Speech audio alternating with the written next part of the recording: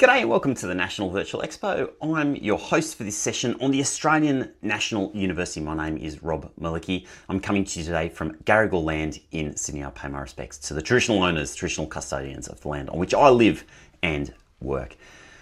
But before I get started, I just want to let you know what's coming up in the next 20 minutes or so. But first, to those of you who are here joining me live, it's great to have you here. Thank you. And you can ask any questions that you've got in the chat on the platform that you're watching, whether it's Instagram, Facebook, TikTok, YouTube. Make sure you ask any questions that you've got, or if you're with us directly on the session hub, you can do so as well. And for those of you who are watching on the recording, we have the Choosing Your Uni Discord, where every question will get a response, whether it's something specifically about the ANU or whether it's more generally about how university works, how to make your decision. All those questions on the Choosing Your Uni Discord will get an answer. And if you're a parent, we have a Facebook community just for you. All the details for that stuff is down in the description down below. So in the next 20 minutes, let me get to it. We're going to be talking about what the ANU is known for and who do well studying there. We're also going to hear a little bit about what students say about studying there, and we're going to hear about the academic strengths. We're then going to be diving into some of the data, so looking at what the rankings and the ratings say about the ANU, and I'm going to take you behind the scenes with that. I'm going to tell you about how to interpret some of that, because unis like to put sort of shiny stuff, all their best rankings and ratings up front. I'm going to help you understand how to look at and find the ratings and rankings that are probably the most important ones to you. And to finish up, I'm going to talk about the universities that I would compare ANU with if I were making the choice of where to go and study. So once again, as we go, any questions or comments that you've got, just drop them in the chat, wherever that is on your screen right now. One last thing is that this whole virtual expo has been made possible thanks to our major presenting sponsor, Southern Cross University. So a super quick word from them, and then we're going to get straight into the session. Go.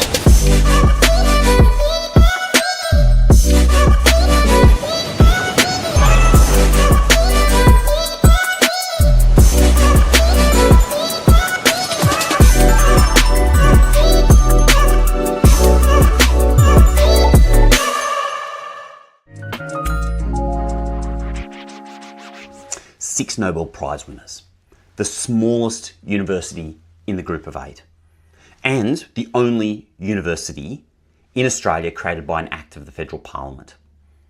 That's the ANU. And it isn't just a university, it was literally built to serve the nation. And that kind of changes everything about what it is and who it's for. So maybe let me start by being upfront about who it isn't for. And firstly, if you're looking for a buzzing inner city campus with 50,000 students and where you walk out the front door and you're amongst the cafes and the landways and everything else, ANU possibly isn't it. Canberra, it's a planned city, it's not a metropolis. It's quieter, it's smaller, and for some people, they might think that that sounds a bit boring. Personally, I think Canberra's kind of awesome, but that's a whole nother topic. But if you want to keep all your options open and you're not particularly interested in deep academic work or research, there are also probably universities that will give you a more relaxed ride. ANU attracts people from all over Australia who are genuinely curious, the kinds of students who want to understand how things work and not just get past the exam and get their degree. The other thing, of course, is that if you need to live at home to manage your costs and home isn't Canberra, then obviously this is where it kind of gets complicated. Lots of students do move to the ANU from all over Australia, and it has got an incredible on-campus accommodation ecosystem. So we're going to talk more about those things as part of this session. But if that's not going to be for you, then this might not be the institution. Before we go on, I'd like to play a clip from a student who's actually studied at the ANU to give you a little bit of a taste about what this institution is all about. So let's do that now. Tell me what it's like to study at the ANU. I enjoy it. I study science, so everything that we're learning, all of our lecturers are directly involved in. So it's new research being taught directly. Once again, any questions that you've got, make sure you drop them in the chat and we'll try to get to them by the end of this session. Here are 3 things that I think define the ANU. First, it's research. This is a university that actually lets undergrads in on the action. Most universities talk about research-led teaching. ANU was literally a postgraduate research institution for its first 14 years. They didn't even take undergraduates until 1960. And that DNA hasn't gone anywhere. They have something called the Bachelor of Philosophy, the PhB, which is a 4-year degree where you get one-on-one research supervision from your very first year. That's kind of unique. You're not waiting until honours or a master's to do original research. You're literally doing it from day one. Now that program is extremely selective, but even in their standard degrees, there's a seriousness about inquiry that's baked into the culture at the Australian National University. Second, and this is the Canberra location, and this has some major advantages, which isn't just a postcode. Of course, the campus is sitting pretty close to the Parliamentary Triangle, Parliament House, National Library, National Gallery, the National Archives, the CSIRO, and literally dozens of government departments. So, if you're interested in politics, policy, international relations, law, economics, public service, you're not just studying these things in the classroom, you're studying them next door to where stuff actually happens, right? So ANU get access to parliamentary internships, policy placements, and connections to the Australian Public Service that students at other universities simply don't get, either at all, or at least in the same way. Third, the ANU is pretty small by national standards, and that's deliberate. It has roughly 24 or 25,000 students. And if you compare that to some of its group of 8 peers, like Monash, 86,000 students, the University of New South Wales with 65,000 students. Actually, just a little aside, the group of 8 is the coalition of Australia's leading research-intensive universities. It's kind of the most prestigious institutions. They do the most research, they've got the biggest brands on paper, and it's kind of scattered around the country. ANU is actually the smallest of the group of 8 institutions by a considerable margin. But what that means in practice is smaller class sizes in many programs, this genuine residential college culture where you actually get to know the people you live with, and this beautiful campus that feels like a community rather than a small city. And I think the ANU campus is a serious advantage. It's beautiful, it's open, lots of space, great facilities, sitting right in the shadow of Black Mountain and right next to the heart of the Canberra city centre. It's got lots of upsides as far as I'm concerned. Now, a quick note on the flexible double degree structure, because this matters if you're comparing ANU to the University of Melbourne, for example. Melbourne uses what's called the Melbourne model. You do a broad 3-year undergraduate degree, and then you specialise at postgraduate level. ANU actually does the opposite. You can enter directly into specialised degrees from year 12, and their flexible double degree system lets you combine 2 full bachelor degrees in essentially like 4 years, sometimes 5 years, depending on the exact program. So if you already know what you want to study, let's say law or Asian studies, or law and Asian studies, or science and philosophy, you could do both these things at the same time without needing to be thinking about postgraduate study right out of the box. That's genuinely a different approach. And for some students, it's a much, much better fit. Just a little aside, we've got a great session that all domestic students really should watch. It's with a number of the government agencies, and we're talking about how HEX works. We're talking about the different funding support that's available for students through the Australian government, whether that's Austudy or the prac placement payments, and a whole bunch of other stuff. You'll find that in the session catalogue down below. Let's get into the academic and research strengths and look at where ANU is strongest academically. So if I had to pick ANU's headline disciplines, they'd be these ones. Politics and international relations, where ANU consistently ranks among the best in the world. Development studies, Asian studies, particularly China, Indonesia, and the Pacific. Philosophy, and also the physical sciences, especially like astronomy and astrophysics. All of these are areas of world-class strength. That astronomy strength isn't just a line on a brochure. ANU operates the Mount Stromlo Observatory, about 18 kilometres from the main campus, and Siding Spring Observatory out near Coonabarabran in New South Wales. I didn't actually know that ANU ran the Coonabarabran Observatory until I was doing the research for this session. Professor Brian Schmidt, who was ANU's Vice-Chancellor until 2023, won a Nobel Prize in Physics in 2011 for discovering that the expansion of the universe is accelerating. He did that work at the ANU. The university has also been associated with 5 other Nobel laureates across its history, including in fields like medicine and economics. And for a university of its size, that is absolutely extraordinary. Now, the College of Asia and the Pacific is another standout area for me. There aren't many places in Australia, or anywhere in general, honestly, where you can get this depth of expertise in Indo-Pacific affairs, in Asian languages, in strategic studies, and in development policy. And being in Canberra, right next to the Department of Foreign Affairs and Trade, the various embassies, means that these aren't abstract subjects.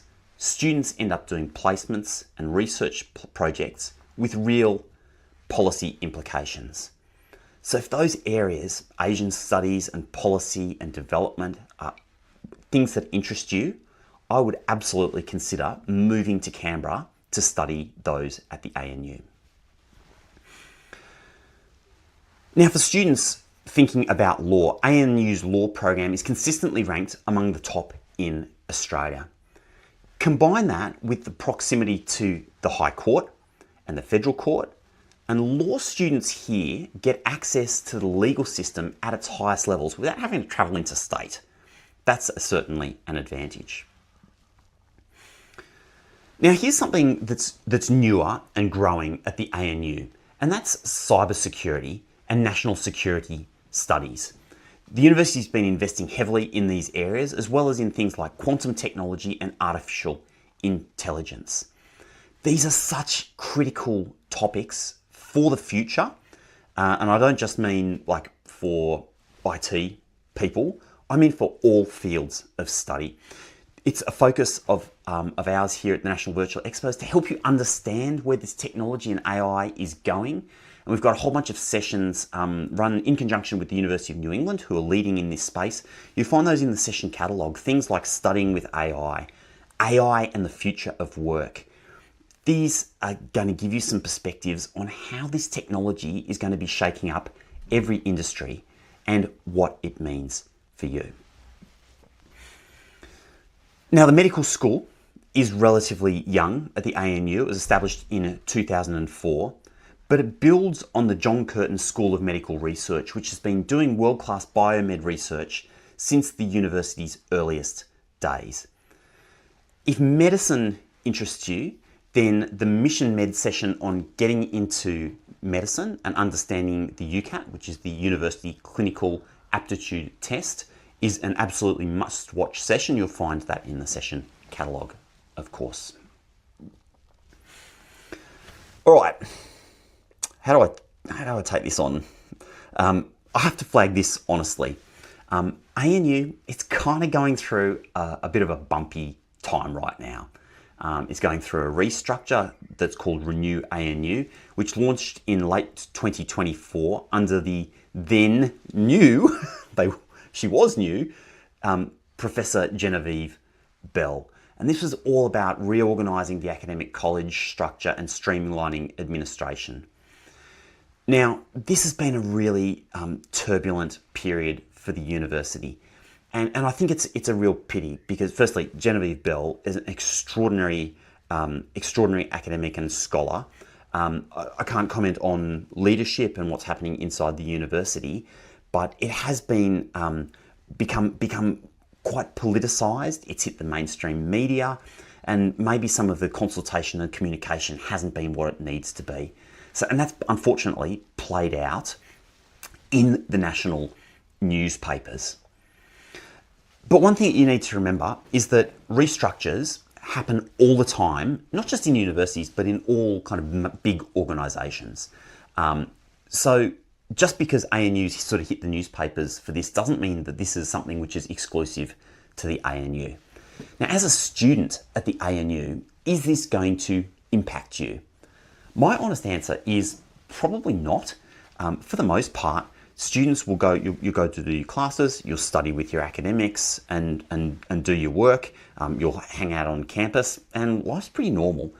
You will see some movement around campus though, whether that's academics taking action or perhaps talking to you about it sometime in class, maybe the student union sometimes getting involved. We do see this from time to time, but for the most part, for most students, it certainly wouldn't turn me off going for the ANU just because this sort of restructuring process is ongoing at the institution. My prediction is that there'll be leadership once the new Vice-Chancellor is appointed and has had time to settle in at the institution. Hopefully we'll see that stuff starting to calm down and being resolved, and the institution can keep moving forward. Let's take a break there. I'm going to, actually first a quick word from SCU, and then I'm going to play you a clip from another student who studies at the ANU. Let's do it. Today's students are tomorrow's front line. Today's visionaries will become tomorrow's leaders. And today's research will discover tomorrow's solutions. For ourselves, for others, and for our world. Southern Cross University, transforming tomorrow.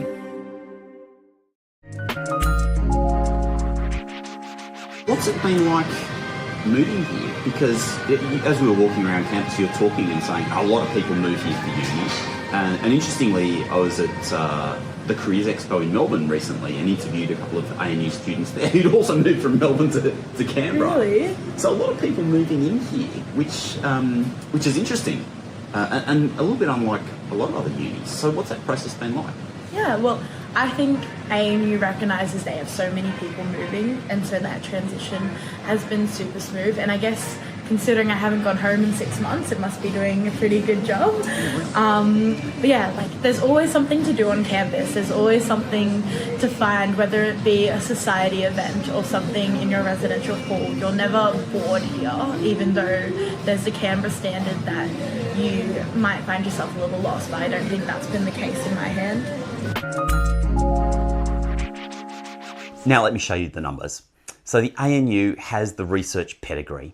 It has the Canberra location advantage. But how do the actual student satisfaction numbers stack up? And here's one that might surprise you. Where does ANU land on graduate salaries compared to the rest of the group of 8? The answer isn't what the rankings would suggest. So let me walk you through it. Student satisfaction is the first one, and ANU scores close to 80% on the national quality indicators for learning and teaching. The QUILT survey, Quality Indicators for Learning and Teaching, is the Australian government data set. Hundreds of thousands of students are surveyed, thousands of graduate employers. So this is independent data that helps you identify which institutions perform well in particular areas. And at 79.4%, close to 80% in overall student satisfaction, it puts ANU above the national average, but not at the top of the table. In fact, universities like Bond, a small institution up in Queensland, has 88% student satisfaction. Deakin University down in Melbourne at 81%. So for a group of 8 institution, ANU has got a really solid result. Both Melbourne and Monash sit quite a lot lower at 73, 74% student satisfaction overall. Teaching quality also does pretty well at the ANU, and that probably comes down to ANU's smaller cohort size and its research active staff, generally supporting strong teaching. But it's worth noting that research intensive institutions, the group of 8, sometimes prioritise research over teaching, and that's this sort of tension in the group of 8 institutions, not just at the ANU. So it's one of those things that you need to think about what kind of experience you want in the classroom. Let's now look at graduate employment, and at 80.7% of ANU graduate, 80.7% of ANU graduates are in full-time employment within 4 months of finishing their degree. That's decent. It's above the national average, but it's not the highest. Charles Sturt University is 91%, James Cook University 89.5%. But these are regional universities where graduates basically finish their degree and are snapped up by employers because the demand for skills is so high. So at 80.7%, it puts ANU in about the middle of the pack within the group of 8. It's behind Monash at 82%, and it's level with the University of Queensland at 81%. So it performs pretty well. The graduate starting salary, and this is, I think, is pretty interesting. ANU graduates report a median salary of $72,000. That's amongst the highest in the group of 8. Uni of Melbourne, by contrast, is $65,300, and the University of Sydney is at $70,000. UNSW, $75,000. So why is ANU's number so strong? And the answer is Canberra. The public service employs a large proportion of ANU graduates, and of course Commonwealth government salaries tend to start higher than private sector entry-level positions in the cities. That's a genuine advantage, but it's partly about where you end up working, not just where you studied. So I'd always take that with a grain of salt. Let's now look at the global rankings. And it's worth saying with global rankings, you need to look into the details here, because the fact that an institution does really well on a global ranking or doesn't do well doesn't tell the full story. Global rankings are heavily influenced by academic research and research output, international reputation, and some of these factors tend to disadvantage certain types of institutions, but not the ANU. In fact, ANU ranks 32nd in the world on the QS global rankings, which puts it 4th in Australia. Times Higher Ed ranking has them a bit lower. It has them at 73rd globally, which is also just extraordinary in the top 100 institutions. And Times Higher Ed also has ANU as being 4th in Australia. Now, back in 2016, ANU was basically number 1 in Australia and was ranked 19th in the world. So the trajectory in those big global rankings has actually been on a downward trend. And it's something that the university has absolutely acknowledged. And basically it attributes that slide to size. As I was saying, ranking systems partly measure total research output and volume. So the big universities with lots more graduates and lots more research have a structural advantage. It doesn't mean that ANU has gotten worse. It just reflects the fact that that measurement favours scale. When it comes to comparing institutions, the easiest place to do that is on the Choosing Your Uni platform. It's the whole reason we built it, was to make it easy for you to compare fields of study and universities, and not influenced by who spends the most marketing dollars, but driven purely by your interests, preferences, and goals. ChoosingYourUni.com takes 30 seconds to join, and then you can literally work with AI to figure out what's going to work best for you. So it's definitely worth the time to go and do that. Okay, let's now think about what institutions you might look at if you're thinking about ANU, but you want to consider some other institutions. I wouldn't be considering ANU in isolation. So here are 3 of the institutions that I would look at. The first is, of course, the geographical comparison, and that's the University of Canberra, the other institution in the ACT. It's more career focused, it's more applied, and it scores really well on graduate employment as well at 85%, higher than the ANU, in fact. So if you want to be in Canberra, but you're less drawn to that research-intensive, highly academic culture of the ANU, UC is definitely worth a look. Totally different vibe, different strengths, same city. The second one, if we're looking at the group of 8, is the University of Melbourne, the prestige option. And this is the comparison that most high achieving students may already be making, or students from overseas who are looking to come and study in Australia. Of course, both the ANU and Uni Melbourne are prestigious. They're research intensive group of 8. The big difference between them is that difference I explained before, Melbourne model, broad undergraduate degree and then doing postgrad, versus ANU's direct entry and flexible double degree approach. So if you already know what you want to study, ANU lets you get into it straight away.